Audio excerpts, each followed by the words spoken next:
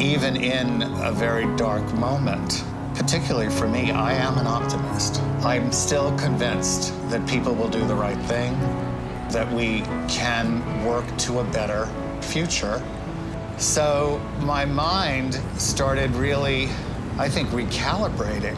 First off, when we did take a walk in a neighborhood that I've lived in my whole life, suddenly I looked around and I thought, I'm seeing spring come to bloom.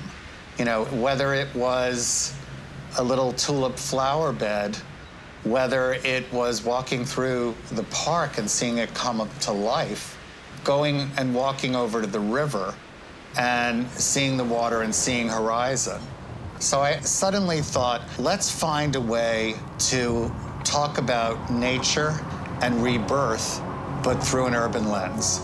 And maybe that's my optimist way of looking at things, but that's how I kind of got into the whole process this season. We've got to be open to new ideas, new ways of doing things, new ways of thinking about things. I designed this season with more thought and more intent than anything I've ever done. I looked at everything that we were working on and I said, wait a minute, this has to be something that's wonderful and thrilling for you to wear now, but I want you to be able to wear it for 20 years. I want this to be an evolution in your closet. Natural colors in the collections, things that feel artisanal.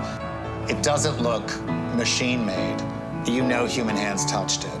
There are leather bags that are hand-knit. We have to find a way to get dressed that feels joyous for the everyday occasion. This world starts getting me down, and people are just too much. One of the things that I do when I can't travel is I travel through live performance. Well, live performance disappeared. So suddenly my live performance, my husband and I, our live performance became, oh, let's check out American Idol. And the first time we saw Just Sam, we looked at each other and were like, oh my God, there's something boiling up through them that is, to me, this joy and talent was so incredible. And I was immediately, we looked at each other and said, somehow, we need to work together with Just Sam. The emotion when I hear Sam perform is so genuine. I was always told, do what you love.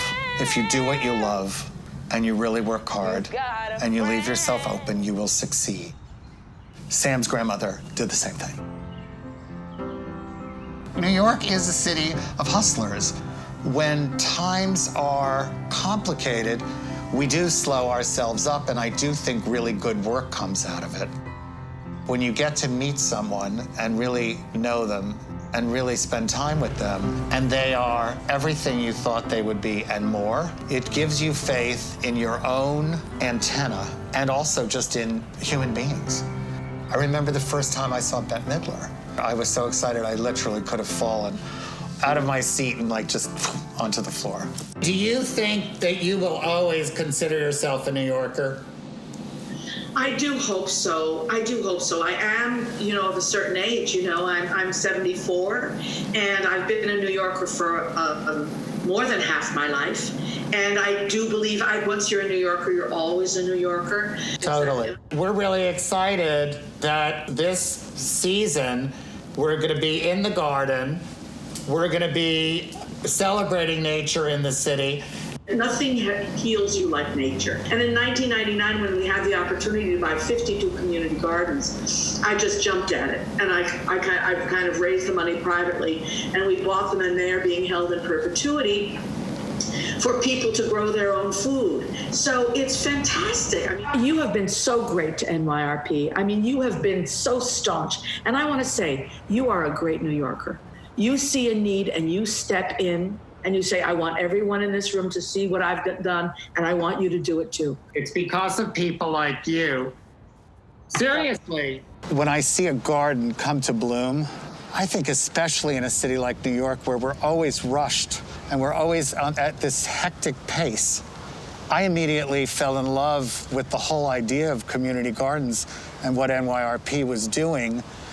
This garden is the perfect culmination of the collection, which really is about the idea of nature in the city.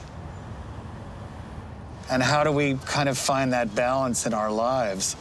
That in the middle of urban New York, we crave green, and in fashion, we crave texture. We crave the idea of something that helps us feel better, the way this garden makes you feel better. So it really is the perfect spot for it. Michael Kors told me that you're going to be singing some Carole King songs. Yes. Carole King. Yes, Michael is amazing, first of all. Yeah. He's amazing.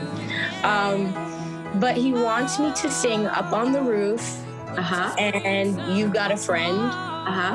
So I've been learning it. Her journey is a really remarkable one. So I'm really thrilled that that he chose these songs for you, because she's such a New Yorker. Yes. And you're a New Yorker, and I'm Wait, I didn't know that she was a New Yorker. Major. That's crazy. Carole King, well, it truly is the ultimate New York story. I think seeing her whole trajectory of, you know, being the New Yorker with a dream, but when I think about the music, when I hear her songs and what she's written, it doesn't matter what's happening in the world. These are words to live by, and that's when songs become anthemic. And to me, it's an anthem to live by. And it's also, for me, the optimism and the possibility that I think we have to think about right now. We have to balance. We have sorrow, but then can we have joy? Can we have both? So to me, that's the importance of fashion, always, but right now more than ever.